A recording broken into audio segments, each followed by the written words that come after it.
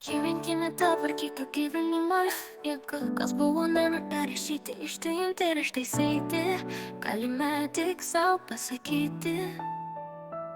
Šiandien yra pirmoji likusio mums gyvenimo diena ir tuo pačiu nustoti kaskart numirti buitiniuose rūpesčiuose, konfliktuose, nelaiminguose santykiuose, nuobodžiuose užsiėmimuose, neišsipildžiuose lūkesčiuose ar naiviose viltyse. Visa tai yra tokia kvaila smulkmena amžinybės prasmėje, bei gyvenimo ir ties akistatoje. Viskas, ką žmogus gali palikti po savęs, tai savo meilės istorija. Tai judėjimo link savo paties šviesos istorija. Iš tikrųjų tai reiškia tą patį. Atsibusti ir jausti, kad nieko neskauda, tai yra tikra palaima ir dovana, ko mes įprastai nevertiname. Mes dažnai būname nedėkingais, viską, ką gauname, imame, lyg tai būtų savaime suprantama.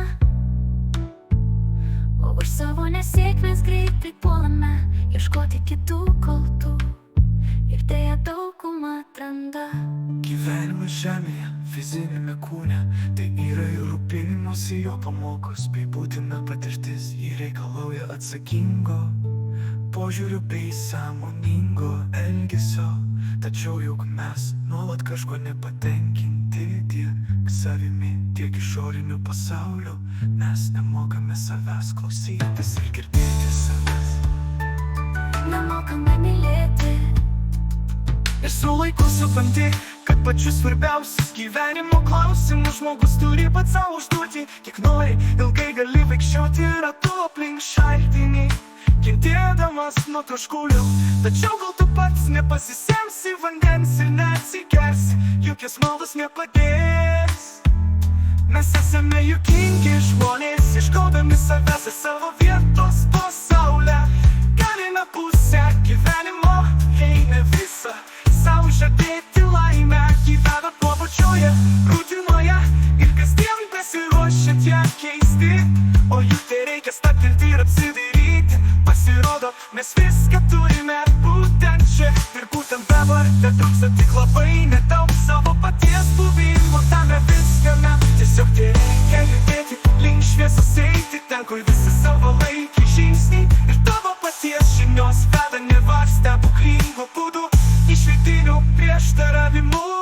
Eiti į ten, kur kiekvienas unikalus ir asmeniniai idealai amžini, kur vyrauja absoliučios vertybės, kur pasaulį valdo grožis ir meilė, kur vyrauja draugiški, harmoningi santykiai.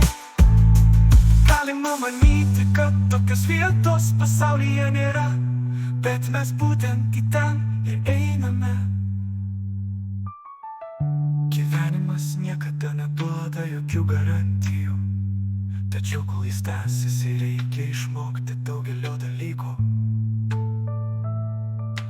Meilės ir susitaikymo, tikėjimo ir dėkingumo, džiaugsmo ir drąsos.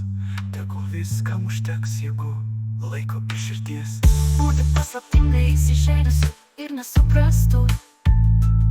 Lengva, žymiai sunkiau yra būti laimingu, patenkintu ir atviru. Mokykimės laimės, į sunkumus daro lengvais, o tamsa paverčia šviesą, netgi ten, kur jau ne.